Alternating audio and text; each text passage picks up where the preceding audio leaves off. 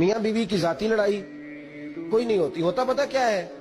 لڑکے سے پوچھیں کہ بتائیں جناب کیا حال ہے تو کہتے ہیں بیوی میری صحیح ہے، اس کے گھر والے نہیں صحیح. سنے آپ نے بھی کبھی یہ لفظ؟ تو اسی طریقے سے اگر لڑکی سے پوچھیں کہ تیرا کیا حال ہے تو کہتی ہے خامن تو میرا دھیان رکھتا ہے، اس کی اماں نہیں خیال رکھنے دیتی. تو لڑائی جو ہوتی ہے وہ تیسرے آدمی کی وجہ سے ہوتی ہے.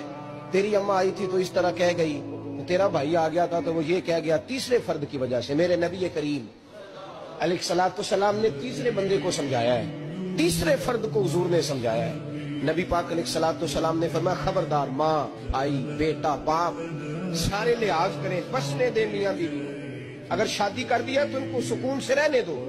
تم دو جملے کہہ کے چلے گئے، کوئی عیب نکال کے جو چھپا ہوا تھا خامن کی نظر میں وہ نکال کے بتا دیا کہ تیری بیوی یہ کام بھی کرتی ہے.